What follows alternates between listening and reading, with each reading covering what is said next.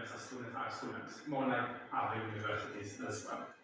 At the middle is the Student Senate, which is collegiate and it relies on representative democracy, but separate from common to an extent, but closely cooperating with the full centers. At the far other end, there's the Conference of Commons, which is more like a confederation to an extent, in which we're fully ingrained with commons. President takes over, we serve the commons, work with common members, live with common residents, and fit into the collegiate structure in that way. That's a key question we need to ask you eventually, and hear from students eventually, is where on that spectrum do you think we should be and how? And we said there's archetypes for different possibilities across that spectrum. So I'll now go very, very quickly through the models, because I want to give you time to ask questions. So I'll be jumping very quickly, but if you want to read them, so the Union of Students is all about direct voice and direct democracy. In that model, we have 4 smart officers, including the president and vice presidents, or any other roles. We also have that representation. We will have also meetings as the general assembly making, decision making, but we will really rely on a lot of student votes and researching inside of what students think in terms of surveys to make sure we're following the representative view of students. We will really focus here on engaging students as students, all of us will be directly elected by students, and minorities will be marginalized students will be represented by community officers directly elected by students. We will work with commons partners to an extent, but the main focus will be a separate organization, a university level representation and campaigning, working with students.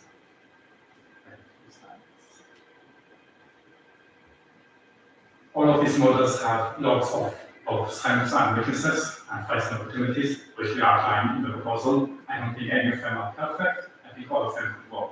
So you could hear me arguing for and against each of these models in the speakers all the time, as the team has already heard. And you can read through those strengths and weaknesses as we see them on the document. On the other side of the spectrum was the Conference of Commons, in which case our members become the commons. We focus on servicing commons, making them effectively available, and using their grassroots connection for collective mobilization through the commons. In this case, there will be 4 staffs who are chairs and vice chairs who work very, very closely with the common committees, mostly the presidents and other representatives from the commons. The main assembly would be the Conference of Commons, which means the Conference of Colleges, which university users, which all the presidents or senior appointed representatives from the commons come together to deliberate, and there'll be other forums and committees for the other reps, for example, LGBT reps, fairness, and so on. We all have forums to work through, and they can elect chairs to lead their work as part-time officers. But in this model, we very much rely on the existing representative structures of commons and fit around them. Finally, the student senate model is a bit in between, or trying to go hybrid. It's all about representative democracy and assuming representative democracy.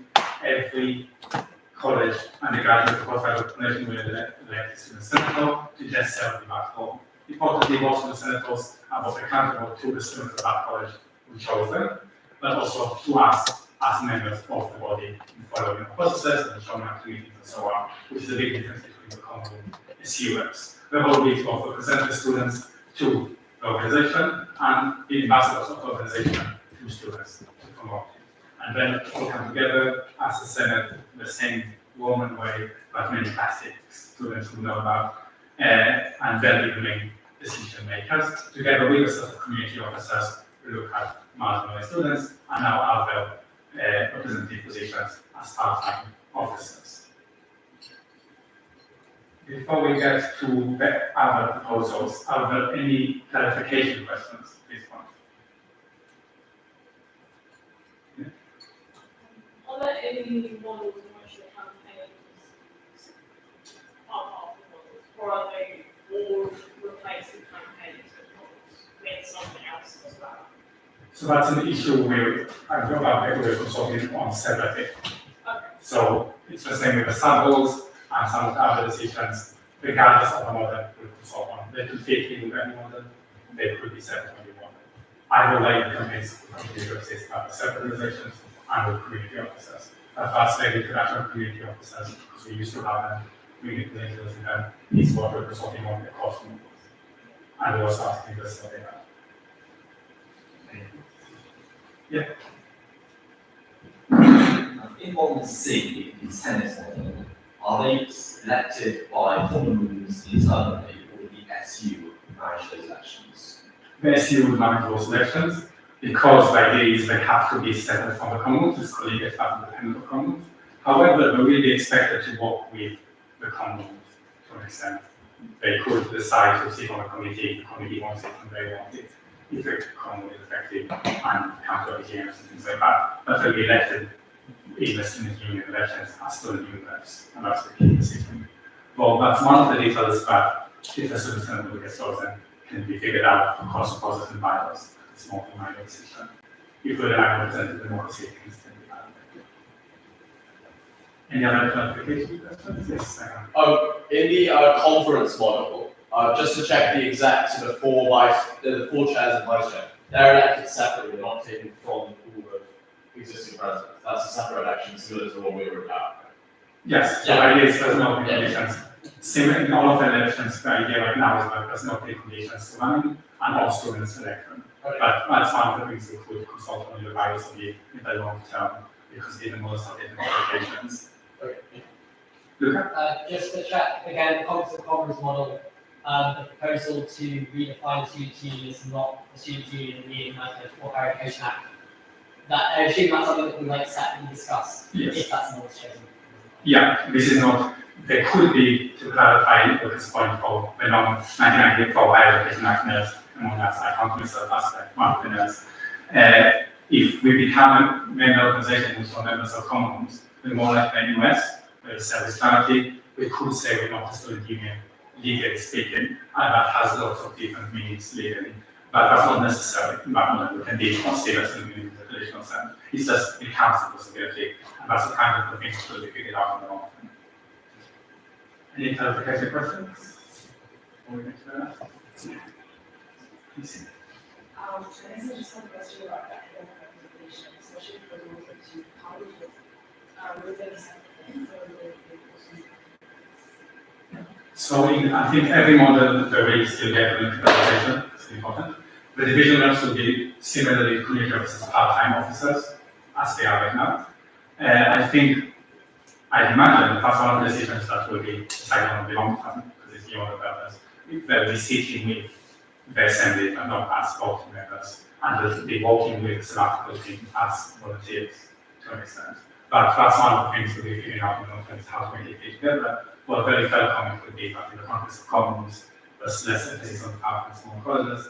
In other models, that's less the case. Cool. And the rest, the other half of presentation, really quickly and then get to your opinions, are a series of recommendations. So the first part of the decision already taken, but what are the roles is something we're asking you. Should we have a president? One you say no. What should the roles focus on? Should it be welfare, quality, undergraduates, postgraduates, community, colleges, something else that is creative? Should it be vice presidents, or should it be just all officers in flat structure? Some SUs use union affairs officers, or if you have secretaries, how does it work? We're really consulting now on what you think the four roles should be, or what the four roles should be. And it's up to you to also survey on that. One of the things we really want to do is to move towards long-term priorities, things that also happen very, very painfully slowly in terms of change making. So the student union has to be able strategically to go out and target and campaign for a long-term perspective. And it can be quite disruptive if candidates come in every year with new baby projects that they focus on, but they never have the time in the year to do. At the same time, we also still want the ability for candidates to bring their own ideas and to have better habit mandates for different things. So the idea here is to encourage candidates to focus on long-term priorities for the student union, the ones that are really viable party assembly, the students, and then to focus in the elections on the skills and experience and how to work towards those priorities, instead of focusing on manifesto promises and projects. But that won't be stick to as we get to the election bylaw. There won't be any requirement to do that, we'll be encouraging that from the candidates and the elected officers, and we're consulting about now. And as we mentioned, in terms of minoritized students, we offer to introduce the community officers, which are part-time officers, to act as conveners for marginalized students and representatives for marginalized students. By doing that, as we had them in the past, we want to introduce them because also it's so complicated with so many stakeholders. No one organization can work exclusively on a group. If we have one person as a pinpoint coordinator for that group, they'll convene it all together. If we have one person, we can also then train them and support them to actually carry out representation work at the university level. And it's basically answering a lot of feedback we got from campaigns and other students on what they want to see in terms of marginalized students and how they want it to work. Is that the Yeah. What do you mean by part-time officer as opposed to student volunteer? I mean them interchangeably. I think full-time officer would be a case that proposition. So like the part-time ones aren't, they don't mean that students can't study full-time? Yeah. No, so students will be studying full-time. So it's, yeah, it's a bit more like. It's a volunteer position. Yeah, so part-time officers is a sector legal operation we use in. By these basically volunteers. Let's get to the end and then we'll have questions and submissions. The other decisions, but some are already, they're all consulting on. How should we appoint student trustees? These are all decisions that will be in the bylaws that we'll be consulting on throughout the year, that we're consulting on prudence to see if we have used. How should we appoint student trustees to the board? What about the survival trustees? Should there be elections? Should there be interviews? Should there be requirements on background and so on? How should we solve tensions between the policies that the assembly takes and the trustee board's obligation to manage risk in terms of compliance, finance, and reputation? And how do we ensure decisions are taken to avoid the organization becoming unsettled? How do we ensure scrutiny of officers? In the consultation board student meeting in Trinity, something that they came up is that people wanted more transparency mostly, they wanted more accountability, and they wanted more range of options up before they get to the permanent votes to express their discontent, things like votes of censor or different votes and so on. We will be keeping our conference votes in the models either way, but the decision is what else do you want to see there in terms of accountability and scrutiny of officers. And student leadership. There's a key difference between being student run, which is somehow what some people call organization, and student led. So we have staff running the place, students leading the place. How do we keep that balance by what guardrails do you want there to be to make sure students are truly leading the place, and what are your thoughts on that? And Emily already covered this, but there were some decisions already taken by the board in terms of really sabbatical officer panels being able to run for second year from next year, having an external training officer, and so on and so on. Those are decisions already taken by the board, but Emily just covered them. So now the exciting part. This is fully a consultation. No, sorry. Is that clarifying questions on this stuff? Yeah. Yes. In regards to student and external trustees, two questions, clarifying questions. Has the decision been made to remove from the articles the requirement that student trustees are elected and potentially move that to bylaws, which can be amended by different processes in the articles? And is there any scope for maintaining the current rules in the articles by which external trustees, whilst they're appointed by the board, have to be approved by the democratic body of students? And we get into the articles at the end, the proposed articles, which you can feed in them. This is separate to that, and Emily can answer on it. I believe that we've taken most of the democracy in our bylaws, and the articles are more minimal on it, because of the clarity of governance matters. But Emily, do you want to feed it back about now, or should we do that?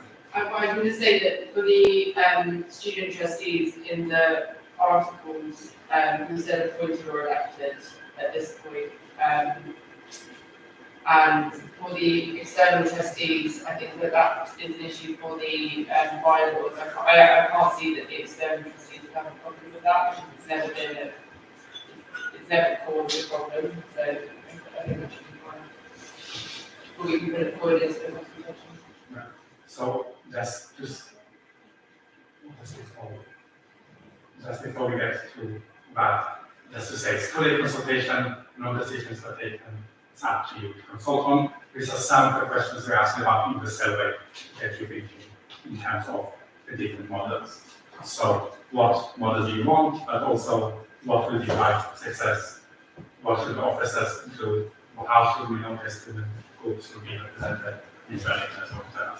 Before we get to submission of other opinions on all of this, any clarification questions? I guess this is clarification of the student and the competence colleges.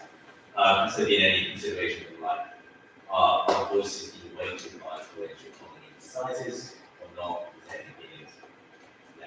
So if the Conference of Commons was mirroring the Conference of Colleges, kind of idea, then what happens at the Conference of Colleges is that decisions are only taken by consensus.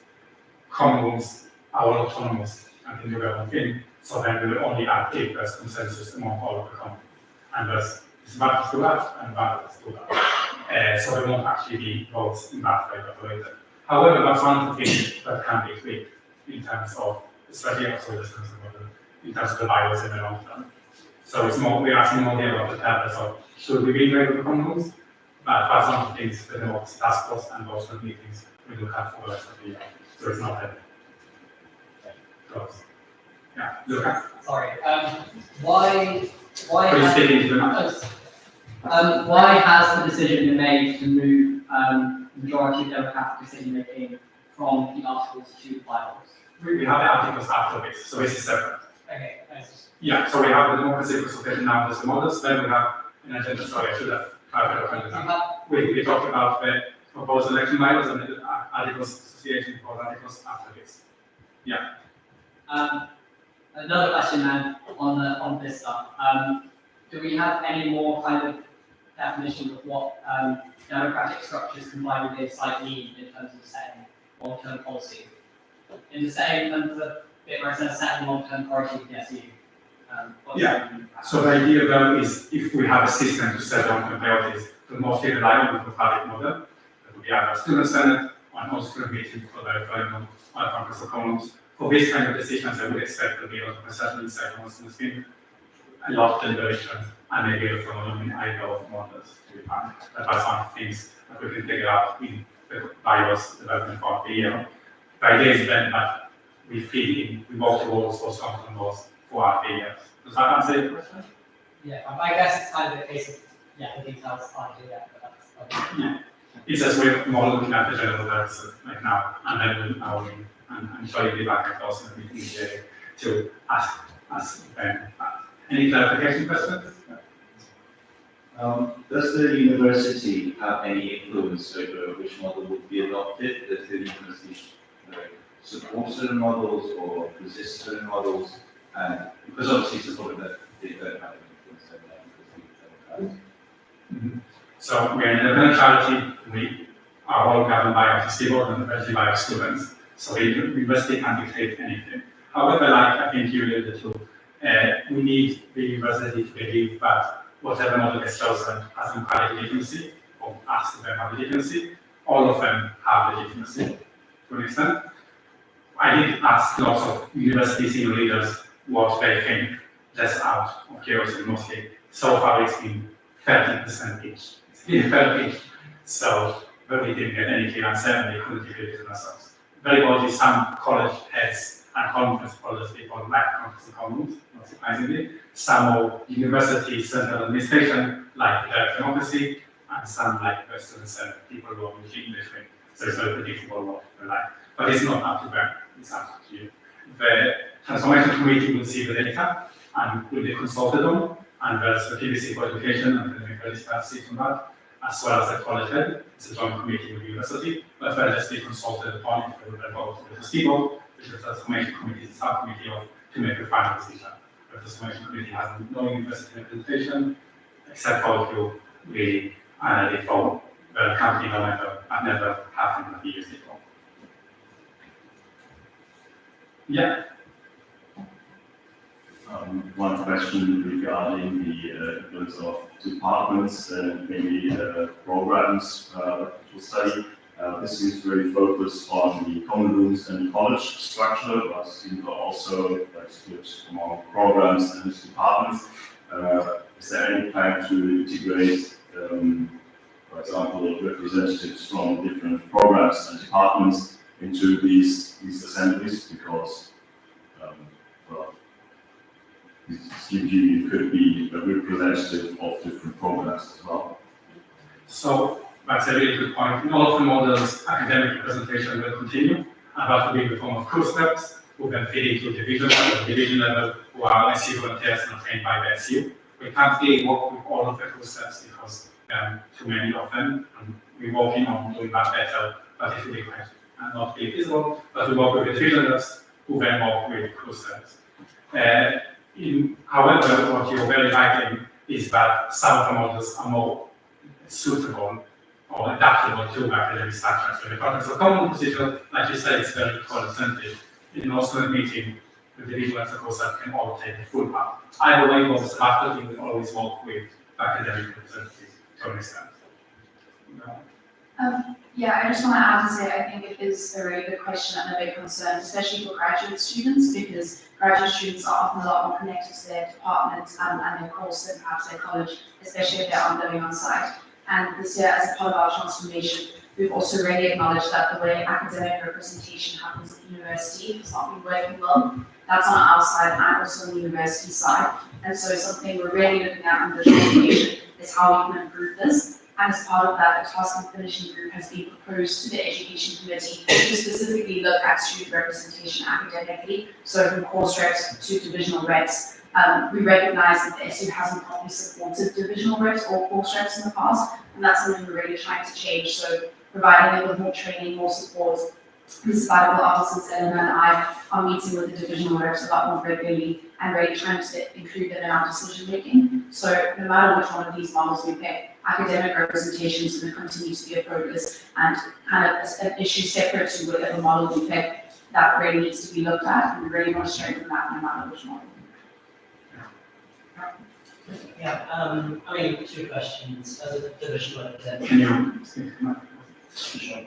As a divisional representative myself, I'm just wondering with all these models, it seems like increasing responsibility and also potentially work that is to be as divisional representatives. And I think there's a question here of incentives. So how do these different models incentivize students to get involved in these models? I'm currently in a position that we're quite desperately trying to improve the success, and it's really very difficult. So I was wondering whether these models differ in how they incentivize, especially these community officer models or divisional representative models. It's a very good question. I think the challenge we describe is a challenge across the sector, student unions, but also the volunteering sector and organizations more generally. It's really hard to get people to offer free labor. Also, there's variability, as in there's done some student free labor, but it is really hard, and we try to offer more support. I don't think the models really vary in that, other than the type of organization. So we have a common rule, we rely on student reps who are already there doing their own role, and then we work by year values, then you don't need to ask for a second role, so that's incentive. But when the disadvantage is that you might be already busy with your own role.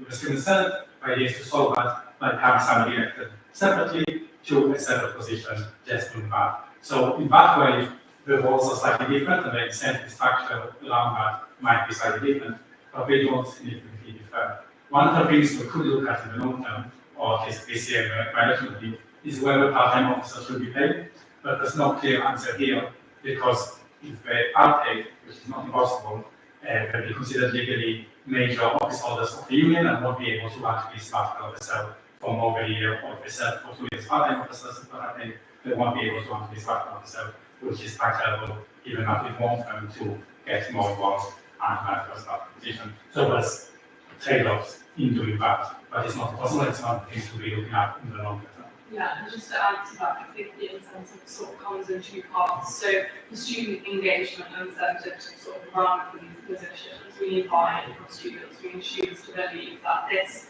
whatever democratic model we pick, has been picked by students and they've had sufficient input in exactly what that looks like.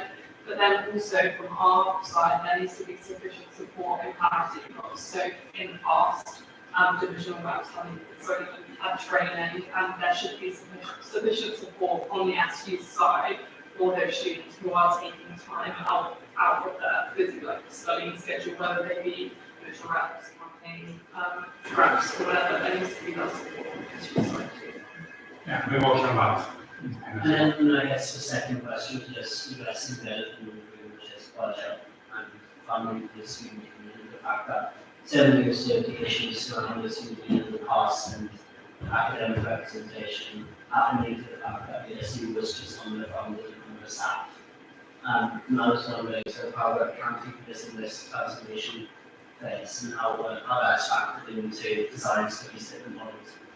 That's a really good question. So there's a few different questions there tied to self representation in terms. How are we accounting for the transformation process in a few ways? Our CEO is a great income generation expert. He's working on developing new ways for income generation, commercially and non-commercially and so on. That will give us a lot more independence and a lot more budget to do more things, new things.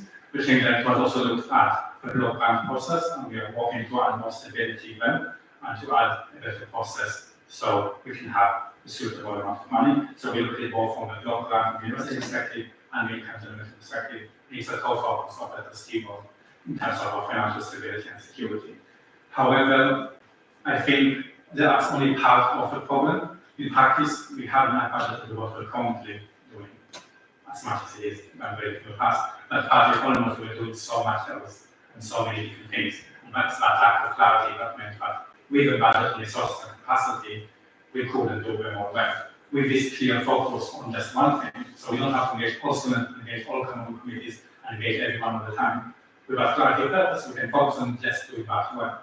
However, related to your previous question, in all of the models, we will be working tirelessly on just doing academic presentation and supporting the presentation well. And we have the balance and resources and staff members dedicated to that. And we will slowly see more and more improvements in that. Any other clarification questions before we go to your opinions? Yeah. Do any of these different models have different implications about when physically the SU buildings and office spaces, or is that kind of just a complete separate discussion? So one question I didn't expect, but it's a really fun question. It's a separate discussion. There's lots of possibilities, as you may have read in the news, but none of them are very short-term implications. I think eventually the purpose will shape. So if we're more common-centric, or if we're relying on the big assembly, or if we're relying on engaging students directly, that has implications for strategy, and that will have implications for building. But it won't be discussions happening anytime soon or related to this, and it won't be being impacted directly. If there are no other clarification questions, we can get to the fun part, which is your opinions. Just to emphasize again, there's no need to fight each other or debate each other or raise hands, because all of your opinions are valid and they will be noted. This meeting is recorded, we will be publishing full minutes afterwards, and then all of that will be taken into account as qualitative information for the table to make decisions. But we are very eager to hear your opinions if you want to share them within the time constraints. Does anybody want to share their view on the limits of proposals? Let's start from the right side.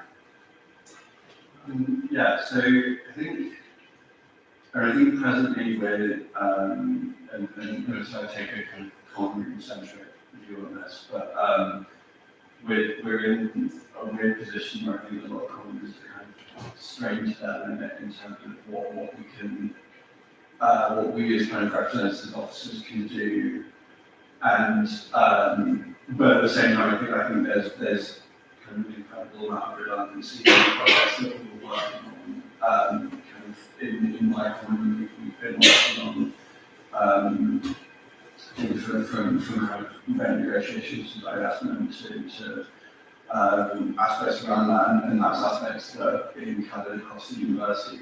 I'm just mindful that especially with the I think conference of college rooms model, as well as I think less so the Senate model. it's being requested that essentially more tasks are being, as was already mentioned, I think more tasks are being placed on already quite strained bodies, and that we're already struggling to get, in many cases, to get people running for roles. Certainly getting people to run for roles that have a year-long period. We would be able to have an easier time, I think, if certain roles were kind of terminated and then renewed. But I think specifically with the Conference of Colleges model, I certainly encourage any kind of changes that kind of like strongly incorporate PresCom and potentially introduce vice PresCom, or kind of merge those in a way that ensure that all members of committee of kind of major committees are kind of communicating with one another. But at the same time, I'm mindful that there's a lot of information that we just don't have the time to share with the central SU body that would still be kind of relevant to a lot of different projects, but we just kind of don't have time for that, especially when none of us have sabbatical officers included. I think you're catching by one of the key problems with that model, that all of them have some disadvantages to an extent, and some of this kind of thing can change. I don't want the favorite example but I don't want the president's full-time takeaways, but that's not happening anytime soon, but maybe in the long term. But yeah, you're definitely looking at one of the key disadvantages of that model. Yeah. Sorry, just back as has there been any consideration of having, not necessarily kind of one sabbatical officer per college or anything like that, but having kind of sabbatical officers for, so say a sabbatical officer for a year dedicated to kind of X different, like 5 different common rooms, or 5 different common rooms like JCL and MCR or something along those lines, potentially incorporated within the Senate style model. Yeah, so right now what we're doing is we did divide all of the commons between ourselves, as you know, because you're one of my commons as a committee member. But then that means 25 commons each, and it's not the application of the support to an extent because we have to incorporate what we offer support. To do 5 commons with 16 sabbatical officers, which would be slightly difficult, but that would be one way to avoid it. I would say that one of the disadvantages of Conference of Commons is that presidents and other committee members don't have much time. The advantage or mitigation for that is that the whole organization will be about supporting them and making their lives easier. So that can mitigate some of that, but only to an extent. Okay. I don't want to spend too long talking about stuff we've already discussed on previous meetings. I do want to say, like, I also don't want to be too negative. There are some good changes in there, like especially the removal of terminates, or the removal of terminates, but yeah, allowing people to run for election, external returning officers. I think there's lots of positive stuff. I think with all of the, with kind of every proposal, every model, it's the details that matter. I do personally, I'm quite strongly opposed to the Conference of Colleges model on the basis that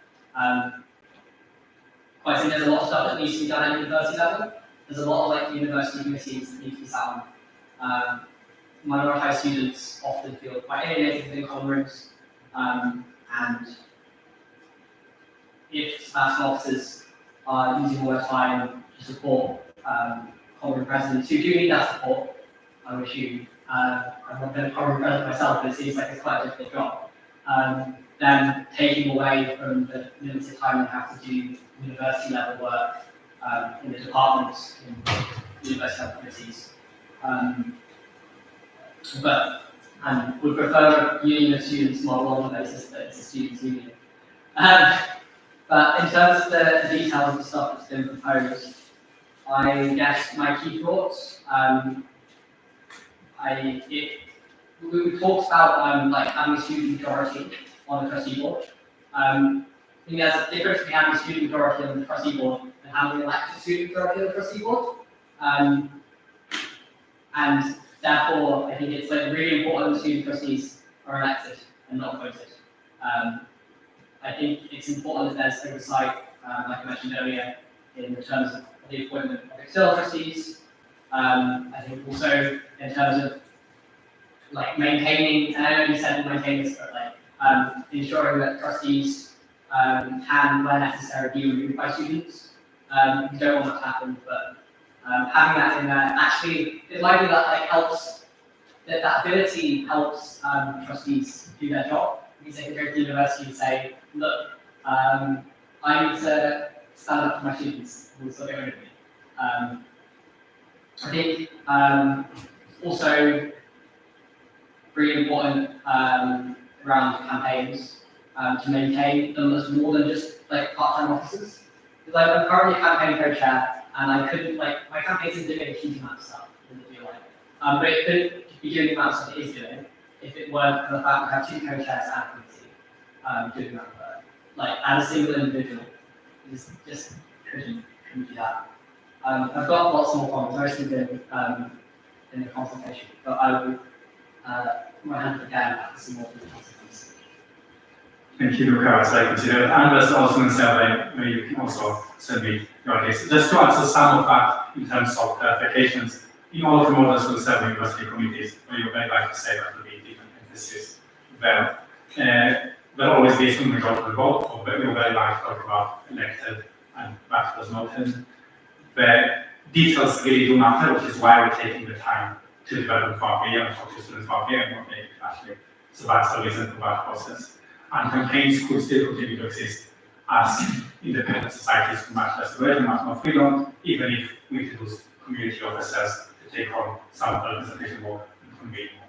But yeah, no. Further.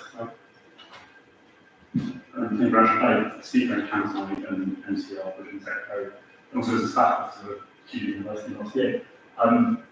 2 points. Firstly, officer scrutiny, I think, is a concern in the models, especially in the model A, so the usual students. On having to using monster terms seems like too infrequently, I think, and push breaking too infrequent. The student senate mentioned how frequently it meets, and I think it's in the 3 months. We try something to take into account drafting, but it needs to be changed. Secondarily, I just put the word for copies of common rooms. I think it reduces duplication, as I previously mentioned, so they show best practice. And above all, I think it's really bad for innovative way of mirroring the university.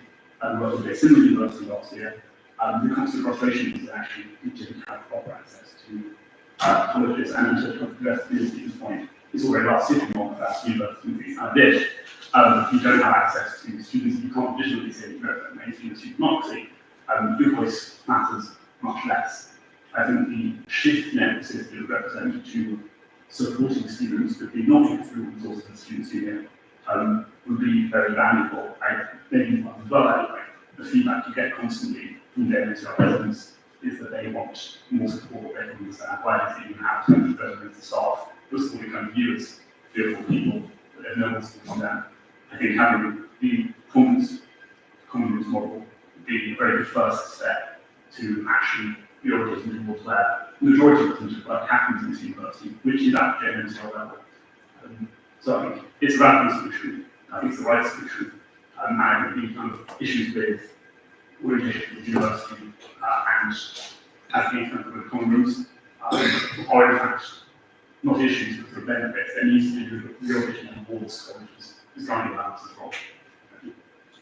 Thank you, Fergus. Just to clarify too, that the number of meetings attended will be one of the details figured out for the year, and we discussed this separately, but of course there could be many more colleges of commerce will probably be less for reasons I mentioned, but our models can have much more because it's a separate. But that is one of the things that we reduce scrutiny panels as done at Cambridge, but also reduce for our year, and as someone the task force member will be feeding into that. Sorry, can I just add to that also? There's nothing to say that under any of the models that the Students' Union can't be providing more infrastructure for common rooms. So to prevent duplication of efforts, to provide welfare training, help students with rent negotiations, we provide subsidised welfare products for common rooms. There would be no reason that can be worked on that.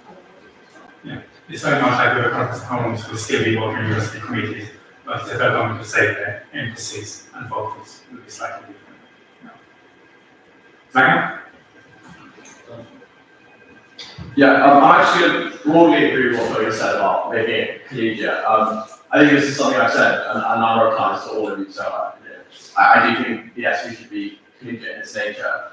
But I'm going to speak probably more in favour of the Senate model, partially because of what Luke said. I think JCRs can be, as a famously failed JCR presidential candidate myself, JCRs can be quite cliquey. I think you did JCR in the last couple of weeks have sort of descended a little bit. And I think if you were to elect a number of senators on some kind of STV model or something, so you get a sort of representative panel of people who represent the sort of whole nature of the members of the parliament, I think you'll get a better representation of students than if you just have, I don't know, whatever it is, 30 JCR presidents. I think that is a very specific group of people, and is not necessarily broadly representative of the wider student population. I think 100 people voted in year's elections. The JCR has 440 members, right? So that is not an inherently representative body of people. But it does need to be collegiate. That does need to be the way it goes, in my opinion at least. And I think that the representation should come from there, not from. I've always said this. I didn't do campaigns should have votes and stuff. Like I think they exist as a separate body, like marginalization groups are a separate body. The voting should come on a collegiate basis. Thank you, Zachary. I probably already have 3 different views for That's brilliant. Yeah. And let's go to you first and look how that's not a process for Kind of slightly agree with Zachary. I think JCRs can be cliquey, and my view would be that a Senate of students would recreate that cliquiness. And yes, JCRs aren't representative always because not everyone votes. My JCR, even on important motions, there's only probably 40, 50 people voting. A lot of their constitution amendments can't be passed. It'd probably be the same for senators, and I think the most representative model would be one where students can show up and vote on things they think are important. And also, again, I think kind of what Luke said, it is a student union, not a kind of administration of JCR. Just because Oxford said it's this old style system in the medieval times doesn't mean that we need to follow that medievalness. It should be a modern union of students, not anything else. Thank you. That's a very valuable contribution. I would say that in all of the models, there'll be more elections about for commons, particularly as we say in the context of common. I think model will have to be a lot more support from the organizational side for commons to make sure that elections are fair, but well vetted, and that there's engagement to solve that problem. But it's a very fair concern. I think there was Tracy and then I'll go down that road. So I completely agree that JCRs are very important. And I can see why you're not. JCRs are very important. I can see why we don't have that process to work, but we also have some of the people that, for example, I'm a vision about, and also doing that lots of work that we shouldn't be doing, just because they want to have it for everyone. I would personally be more of the mother in the first moment, how like first elected officer, because I think that JCRs are important, but I don't have representation in societies, and people should get the that and represented. I think they should put a zero to support it. And more than one should change a bit, but I think it's a more Christian representation. Thank you, Tracy. That's very valuable. Second, to your right. I think when we brought up just very worth highlighting is if Senate is an option we're pursuing, then the voting system is quite important because clearly people are very concerned about how quickly it could get. I think that could have a significant impact on the kind of people and how singular those people are. I think. Thank you. Nathan, look up. So, I think that's one to speak out. I have a loud voice, so it's okay.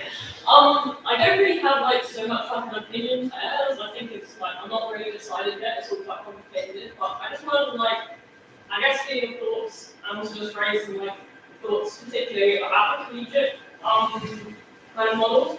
Which is have you had any thoughts about how you, well not basically it's not the students like us, but how the Central Students' Union might be able to frame issues with common room functionality, so that it's not just that it's like kind of the problem is being pushed down the line.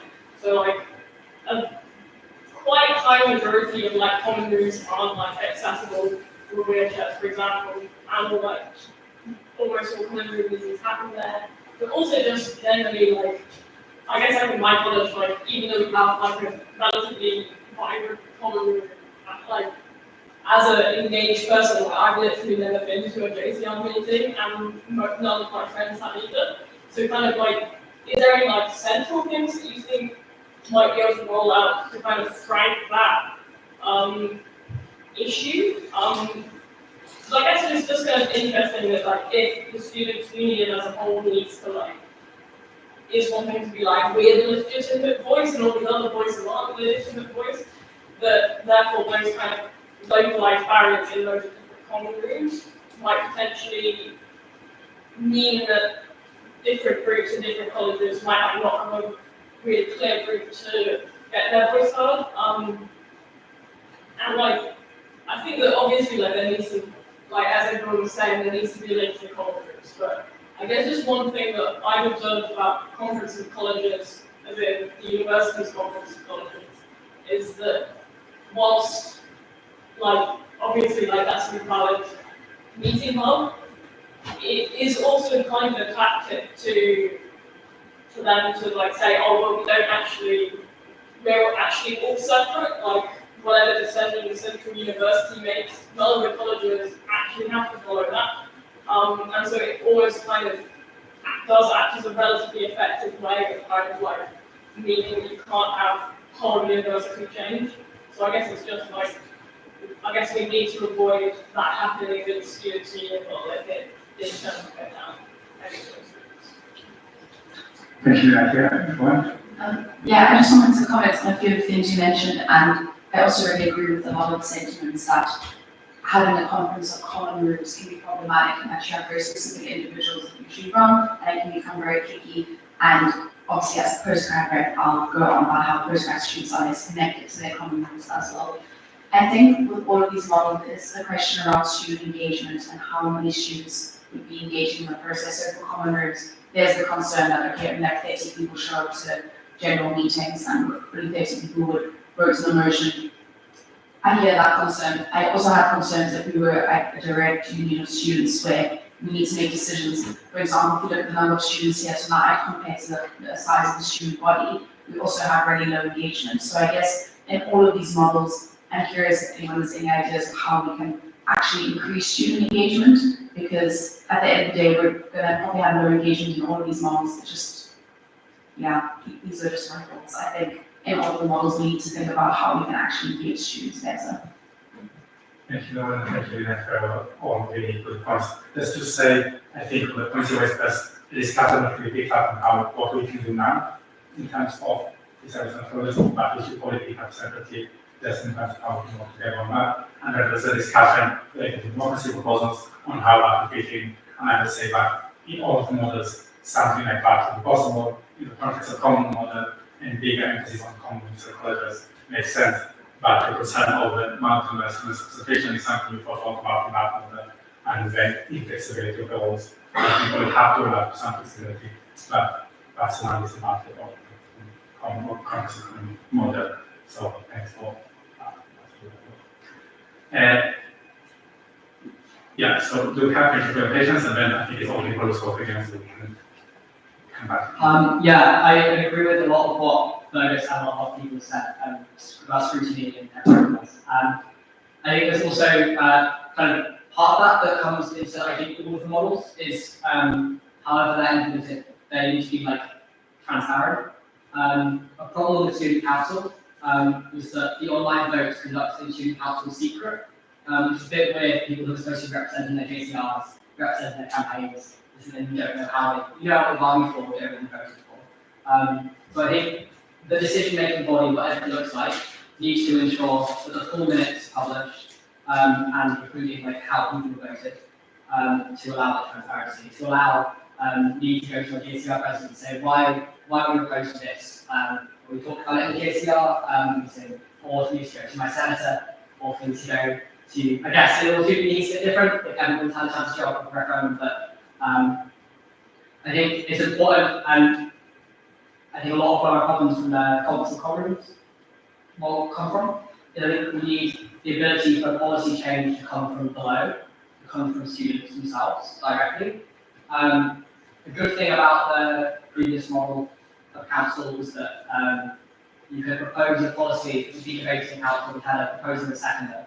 Maybe it would be a good idea to increase that number, to maybe like have like 10 signatures on a policy for it to be discussed. But that broad idea of, okay, enough students can get together and say, we want the SU to do something about this, we want the SU to have a policy on this, and then the SU to have a discussion. That's really important.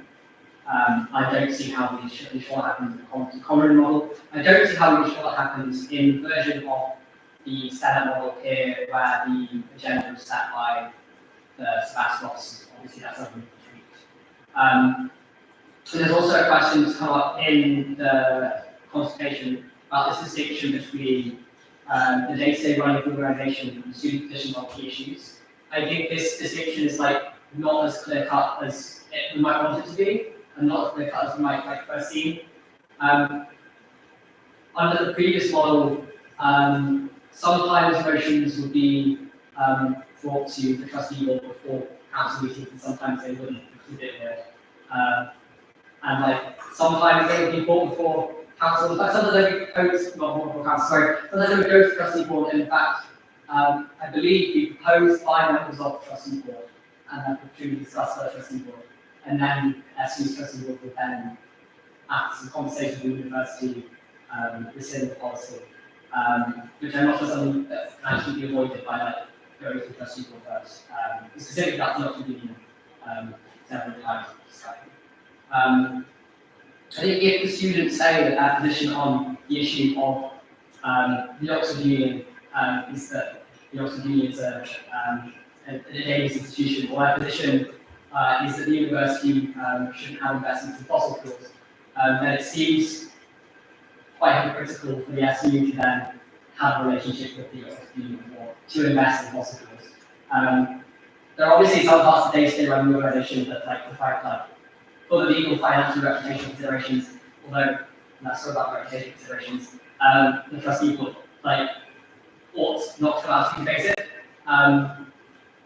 But I'm worried about casting that too wide and saying, okay, this means like students aren't allowed to question through whatever democratic process we have any of the ways the SU in general operates, like any of the decisions the SU makes, and it's just about saying, oh, students think. Thank you, Luca. These are all great points for the by-election. I also view that you'll be co-part of, I'm sure. I think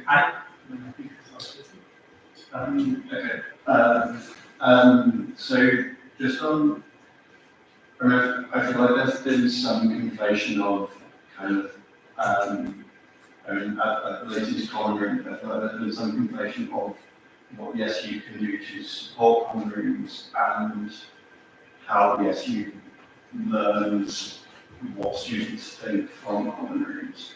I think, as I see it as a representative,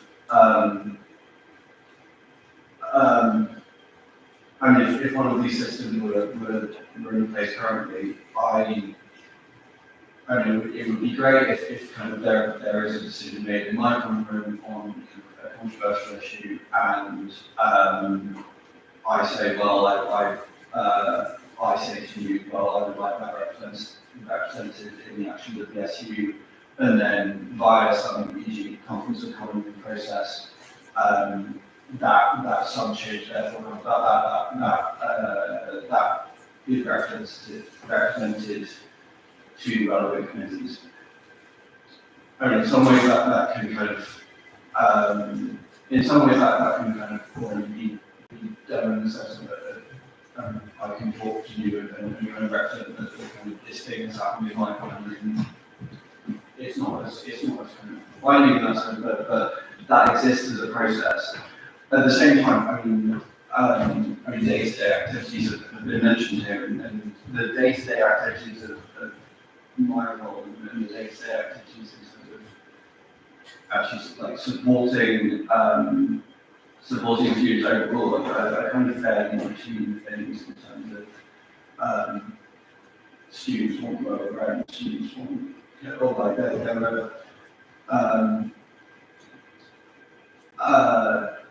I feel that there are a lot of things here that don't necessarily require kind of common rooms to give a representation to that. In the same way that in my common room, there aren't actually that many things that we have to decide on by motion. Like most motions go through essentially unanimously. I think, and so I would be very happy to move away from the systems that incorporate heavily a reliance on common rooms to represent the views of students, and kind of move towards the kind of students voting separated from their common rooms. Because I mean, in some ways, I don't think that supports common rooms. I think that's just kind of another angle by which common rooms have to, they're obligated to kind of say to you what our common rooms have done ourselves.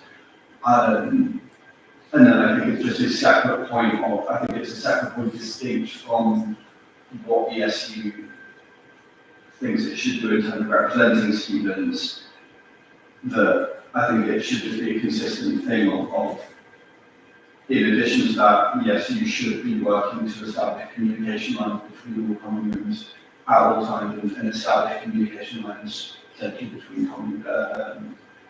potentially between students who are less involved in the common rooms. Although on that point, that's more of this but Thanks.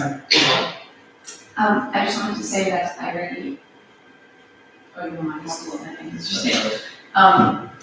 like value the points that you make and the concerns that you raise. I share a lot of similar concerns, and I think it's important to highlight that no matter which model we choose, we can't ignore that we do exist with each university. So even if we don't go with a common model, we're still going to host JSTOR PressCon, MSTOR PressCon. We're still going to have to engage with common room leaders because they do represent a big part of life at Oxford. And so no matter which model is chosen, we're going to have to engage with common rooms as well. And I think you highlighted a really good point that even if we move away from a conference of common rooms model, it doesn't mean that they're going to colleges and common rooms will be more kind of sideline. They'll still be a really important stakeholder that we consult with. Thanks. Just so, yeah, and if I could just go where I think I would be heavily in favor of a model that does not necessarily rely on common rooms, rely on another bureaucratic process by which common rooms communicate the views of students that they've already dealt with. I would be more in favor of e.g. the direct democracy or Senate system in tandem with just expanding things like press conferences. So, I mean, I've already mentioned, I think it would be useful to expand those to other key roles, so roles, as treasurer, secretary, other key roles just expanding the invitation to allow that more communication there. Because I feel in many ways that's like what's likely to boost the redundancy of the university.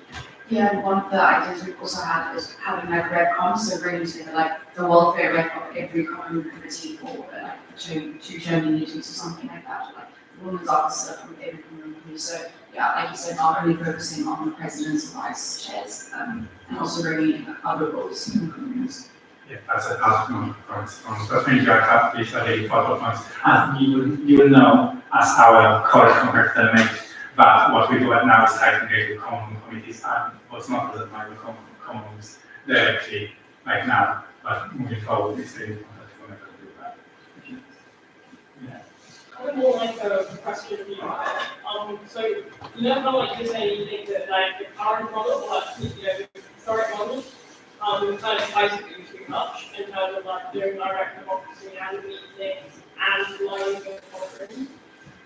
So with the direct democracy model, obviously I think that it doesn't like include anything about really engaging with the common rooms apart from supporting them. feel like as like Laura was saying, like you wouldn't be able to just completely ignore them, but you'd have to be engaged in some way with all the presidents and stuff. So therefore, how is the direct democracy proposal different to the version we currently have of the spec? Like, are there any like big differences that could change? Yeah. Yeah. And like the question about how big, that's a question I did prepare a slide for expect. I think there's a few things here. I think the emphasis will be different in every model. So in all of the models will engage with commons, in all of the models will engage with students, and so on and so on. But the emphasis is different. So in purpose of commons, the emphasis is on that, and the purpose, the focus is on that, on commons. While the union students like democracy, the emphasis is more on engaging sincerity, while we always do everything and engage with stakeholders. What I mean about the student council doing too, I think there's a point about organization doing too much in the clarity of marketing. On student council, I think it included all of the elements in that it had referendums on some issues, and any student can come and submit motion like to the student council. It had common presidents, so in some votes over the appointees, which was part of that, but it also had some representatives, like in the ceremony and SC works or like so it included a bit of models, but it's also different from our models. In terms of the democracy model, it is about having things like an also meeting like this one, in which anybody are full voting members, and having also votes as a standard on many decision making. As in, all of the models have some similarity, but all of the models take one out of it and focus on clarifying our purpose on this stuff. Does that answer your question? Any other submissions? I think the person at the back hasn't spoken yet, but I'm going to Yeah, I think I'm repeating some of the points others have mentioned, but I still want to speak on this.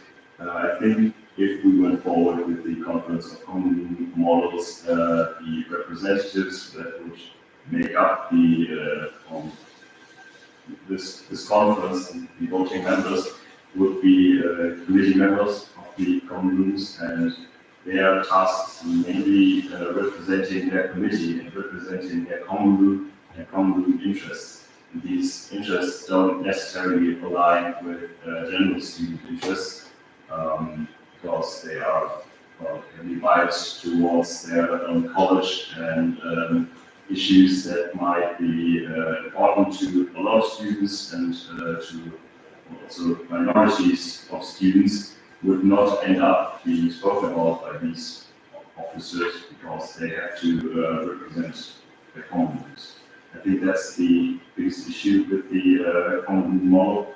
And well, if this is supposed to be a student union, I think it's important that we support students and not mainly common rooms and the college structure. Sure. It's the good submission, I think.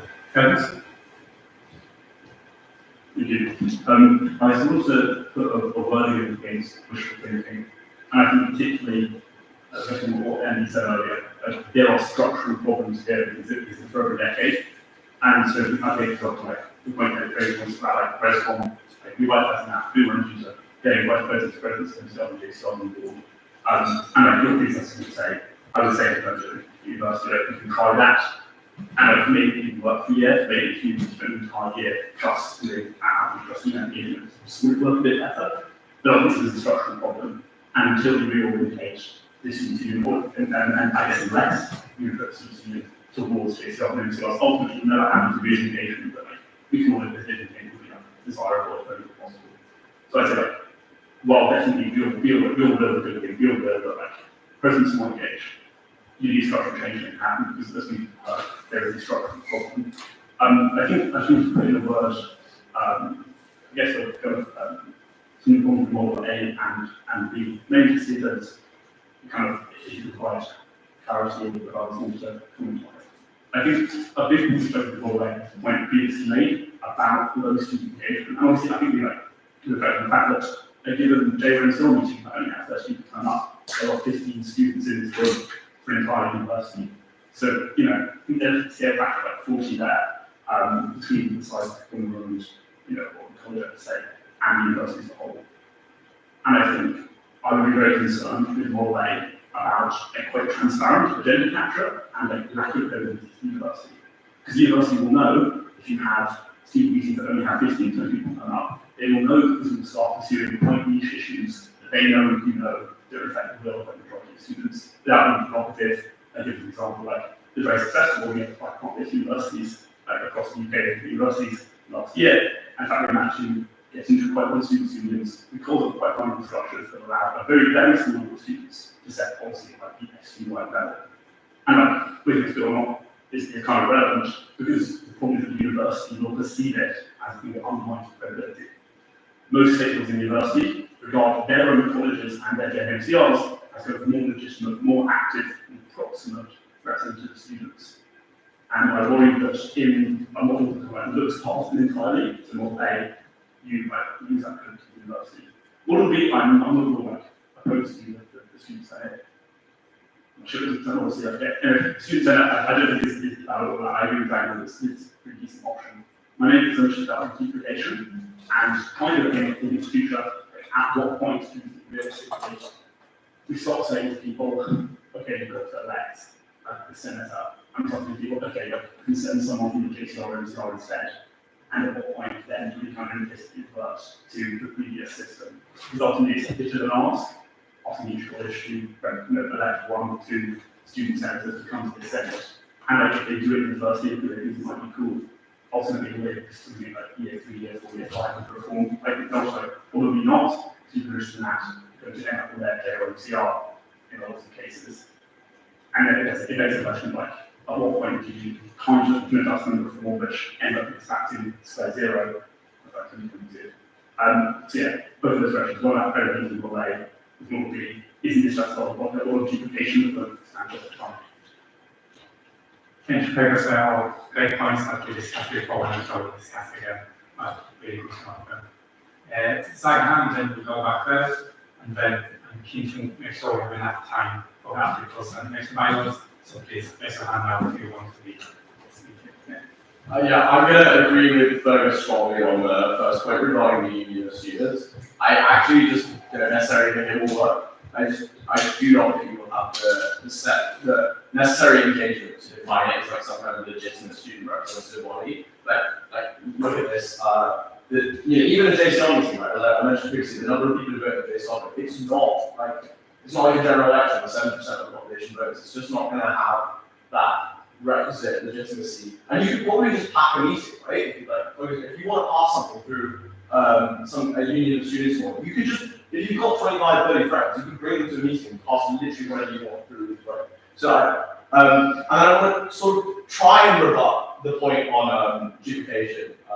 Fergus has a lot more experience in this field than me. But I think what he's suggesting, if people think that the Senate model works, right? If they send a senator or 2 or 3 or whatever to this body, and this body actually proves itself to be functional and does things, and people can see, oh wow, change is really happening, then I don't think you get that, right? Then I think you get, okay, I really want to be the student senator, because I can go to this body, I can affect X, Y, Z change, right? So I think that problem is a sort of deeper issue about how effective this body can be overall. And you don't implicitly have a world in which you have to revert back. I think that's an outcome dependent scenario. I really like, if you haven't noticed already, I really like the second one. Because also I think JCR presidents and stuff are actually just quite overworked as well. And by creating an extra individual who has just cares about SU stuff, because maybe most people in the JCR don't. And if you send one person who really does care, they're going to have a lot more interest in perhaps a JCR president who ran on a platform of bar reform or whatever, right? And doesn't actually care about the conference of colleges, right? So I don't think the first one will work. Like the other 2 I think can work. I just don't think the first one will work. I think it'll have serious legitimacy issues. And B, I think still think the Senate model is the best one for people. Thank you, second piece. All great points. I should say to Fergus's point on fixing the structure. In addition, I think we are all very much agree about the transformation, and I should clarify that the democracy consultation is a very small part of the transformation process. And as I said, we also have income generation government related to university related to students engagement, and many other areas which Emily and the staff are leading on. But that's very well taken. Yeah, on the left. Yeah, so kind of, I don't see how the student senate would necessarily be any more legitimate than direct democracy. I understand your point with the, you could pack a room and get anything passed. You could also just as easily get yourself elected because you get your mates to vote for you. Because again, what proof is there? Is there any evidence that we would have engaged elections for senators? And I think that with the issue of like engagement in general, like was raised earlier, I do think this is like a structural problem of the university. The kind of, again, rather, in my opinion, medieval college system takes away from a central student body, and I think that's a problem, and there's probably definite ways that engagement could be improved. I don't think the solution is making more things which don't necessarily, there's no evidence that they would be any more engaged in than a direct democracy. And on the other point of student unions, student union not having anything to do with colleges in the direct democracy model, as far as I'm, like, from what I heard, there's nothing that says that we won't have any sort of like communication with colleges, and I do think that that's very important. I think a lot of JCRs suffer from not having enough of a voice in their college. My own JCR, we had elections for a rector every year. With the JCR voted that one candidate was much more popular, the other one was very unpopular. The very unpopular candidate among the JCR was the one who got elected rector, because it wasn't up to the JCR, it was up to a bunch of business guys.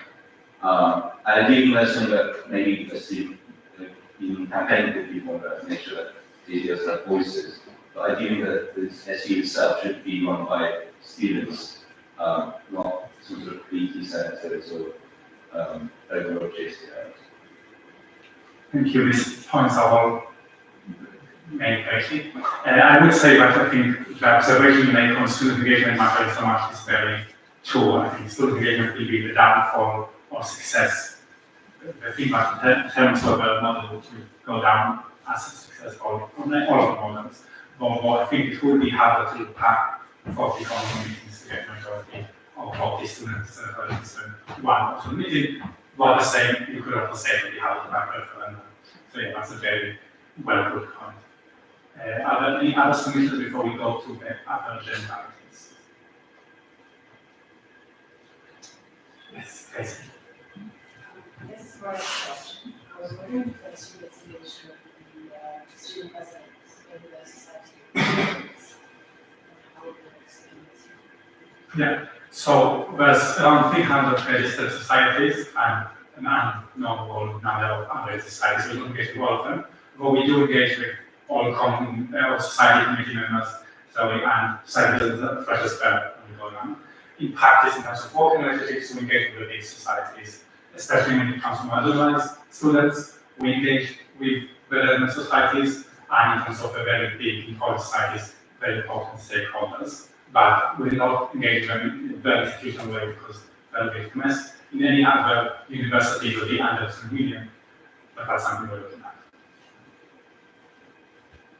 If there are no other questions, we have 3 other agenda items, which is articles, lecture and any questions if you have time, any questions you have. So maybe you want to mention the extended post articles.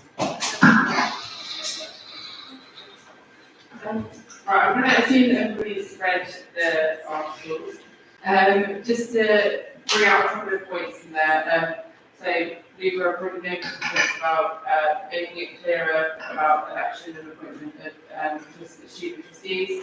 In the articles, it does put into stone it's always changeable, the board's master officers. We are required within the articles to have a member code of conduct. That's something that's actually already required in our current articles that we don't have, so we're going to get rid of those together. We have retained the makeup of the board broadly in that we're having 4 external trustees 4 supervisory trustees and 4 student trustees, up to a maximum of 12. 12 is the limit from the charity commission. And to half address Lucan's question from earlier, one of the big changes to these model articles is that it takes out a lot of democratic processes and puts those directly into the bylaws. And the reason for that, these are the new model articles that have been approved by NUS's lawyers and the Charity Commission, is that there have been lots of examples over the last 10 years of democracy and governance becoming quite blurred. And the trustee board has a very specific set of responsibilities around legal, financial, and reputational responsibilities, and they need to be able to do that very separately from the democratic processes. And equally, the democratic processes need to be able to function completely separately from that governance issue. So that when the two come together, there's a very clear basis on which, for example, the trustee board could say no to something, rather than it just being what we've had in the past, which is everything has to go to the trustee board. The trustee board can say yes or no to anything, and it all gets very confusing. So from my perspective, these are much clearer. There's a lot of institutions who are going through their component review this year, and will also be taking the same line. So that's it. And I should say that if you haven't read the articles, I won't blame you. You could scan the QR code and find it in the papers if you have to go through them at the same time. It can be quite long. Fergus, anything you have? Thank you very much. I don't know if it's a religious typo or this something else, but these articles suggest that there's a minimum of 4 and active 6 on trust. The majority of the 12 implies, that they wouldn't necessarily be a majority and be 20.1.4. So it says seek to maintain a majority. I wonder better also the different way of drafting this would be to have 4 external trustees, as maximum trustees, and then as we mentioned, up to 6 student trustees, as a way to make clear that there wouldn't be a situation in which there are 6 and 6. That's external trustees and 6 standard student trustees. The other question I wanted to ask about was very consideration given to the appointment of a rule mechanism for external trustees. So the fact that external trustees are appointed purely by the board, and there isn't in the meeting clear that a rule mechanism. Sorry, it is clear that there is no rule mechanism apart from the board, both now and then kind of legally eligible. I wonder if that's quite a strong approach to keeping or removing external trustees. I was really thinking what's there beyond kind of that these are dropped, model ones that we use, other than that expenses going to pass with attempts to remove external trustees. It seems to me that how you go to the conference mechanism for externals in the same way as it might be for student trustees, it wouldn't be that bad.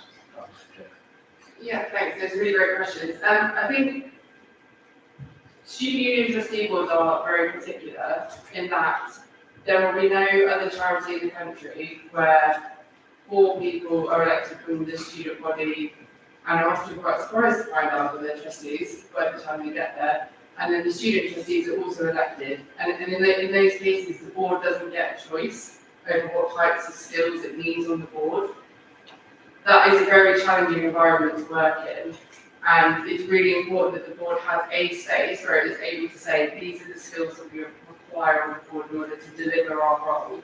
And when you've only got those 4 positions in order to be able to do that, it's really important that those roles are selected very carefully through a proper recruitment process based on the skills that are required for the organisation at the time.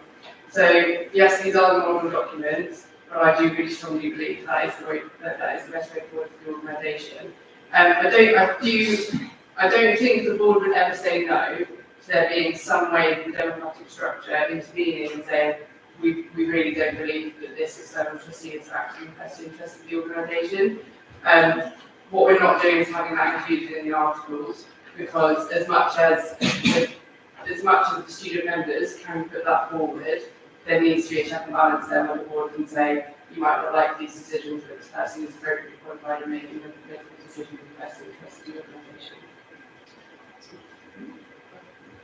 I was just going to say, from my experience of being a SAB, I was elected, I didn't know that actually we were a trustee of the organisation, so that was news to me. And there's quite a lot of responsibility placed on the current trustee, we are legally held liable for things, and I really think it is important that people who are trustees actually have the right level of experience and knowledge, and are not just there in a representative capacity. The trustees really have a lot of responsibility, and from my experience so far, it's really important that you have people with a range of skills, whether that's like previous experience in charities or financial or like working with students specifically. The trustees that we currently have, like, they don't get paid. There's nothing in the specific that for them that, you know, they want to like try control or make that calls about students. Like, they really are serving voluntarily in the best interest of students. And that's just going to be out some perspective I want to give. So yeah, could check then, I mean, is it the case that you'd be happy to amend this to show that there could be up to 4 at certain trustees on 4 groups rather than between 4 and 6? And secondarily, would you be able to amend it in a piece of scope for later on down the line, there being a student voice process to remove these certain trustees? So currently, as written, you could put that into the bylaws that actually come and can have effect with the capacity. So that's always 2 particular points. Is that acceptable?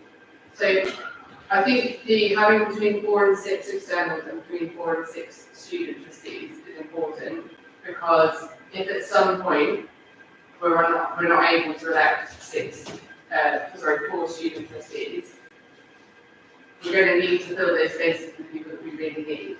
And it's also very important that the board has the option that in the case that we end up in this situation again, which hopefully we wouldn't, but we need to go into turnaround, and we need some really experienced people on the board to be able to help us make that decision. There needs to be a little bit of leeway where the board can say, we still want to maintain the student majority, but my God, we need a lawyer on this board. And if that option isn't there, then we're hamstrung basically in the organisation gets up. So I wouldn't want to be in a situation where it just says 4 external trustees and then we can't recruit 4 student trustees and we can't fill that gap anywhere. So I would like everybody to have more reassurance in what's in here, but I would not be recommending support for this to change that. And it's really important to say it's not my choice. I'm going to start with that. I would like to clarify as well about the governance offices, but we are currently just consulting on this. The articles will be approved much later in the year after the process of presentation, which will all be part. And you can sign off. And Luca? I share all the concerns that Mr. raised. I also think it's important, I know we had this discussion, but the requirement for student trustees to be elected to go into the articles on bylaws, because differences in how they can be changed. Which also, the process by which the articles can be changed seems to be quite different from the current articles.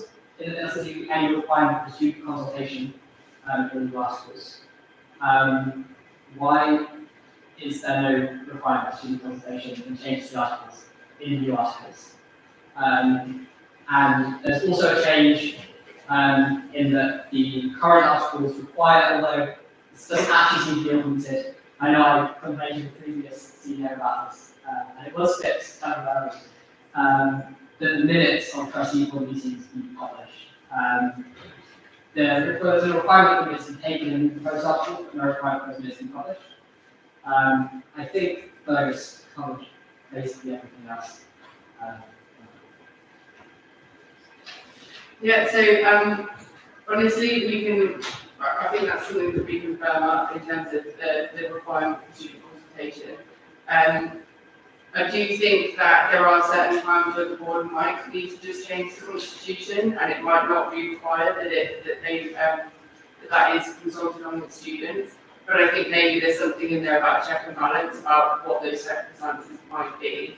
And then the other question about publishing minutes, that's fine. We actually can't work out at what point it stopped and why. But we've had a discussion about at what point we're going to start again. We've tried really hard with the transformation committee to see that the minutes for each of those meetings are being uploaded each time, so that students can see those. We are going to start doing that again. It's just about getting ourselves up in a position to be able to do it. But we can also clean that. There's no issue with cleaning that in the afternoon as well. I want to leave some time for the election bylaws, but any questions on the article? Yeah, also another change is student trustee terms have been extended from 1 year to 2 years. And there's still the ability for student trustees to run for a second term, even though basically no students are here for, potentially here for 5 years to run in every term, assuming selected. and there are very few courses that are 5 years long. Why has that changed? Good governance, consistency, having people there for longer means that we can make longer term, more strategic decisions. And if we've got a really good student trustee who wants to stay and can, I think it would be silly to lose them, given that there are those checks and balances where students can remove them if they need to. The idea that we can maintain good governance whilst the board changes every single year in such a substantial way, it is frankly one of the reasons why this organisation has failed in the past, from my perspective. Do you feel like it's a bad thing that they can stay on for longer? Or I just think it's kind of weird to have it in the 4 years there. I think I would prefer maybe to have them elected every year and have be able to elect the 4 terms if we want that in the process. Yeah, we can definitely take that forward. My preference is to have people as long as possible so they understand what's going on. But I can see why that would, a check and balance like that would be helpful. Can I also just add to that in terms of like institutional memory? I think one of the things that the SU really struggle with is having like such a high turnover of people that there's very few people who have been there for a while that actually know how things work. And it's like one of the reasons why I think the SAS being able to run 2 terms is so good, because by the time we actually like learn the ropes and learn how everything works in Oxford, we're 6 months into our term and then we're leaving. And I think it's similar with the trustees, having someone there who's been there for a while, who knows how Oxford works, who knows the history of the SU, why certain decisions are made. I really think that's a benefit rather than a negative. And yeah, just in this transformation process, I see how important institutional knowledge and memory is. And so I think we should keep that in mind as well. I'm keen to go to election bylaws, but I can look at final map. Sorry, just another question. Is there ever a consideration to stagger elections of student trustees into for the sake of institutional memory? Yeah, so at the moment we can't do that because their terms are so short. But essentially having more student trustees and then on for longer means it's easier then to stagger, and there's fewer times when everybody needs to all at the same time. Look at final point.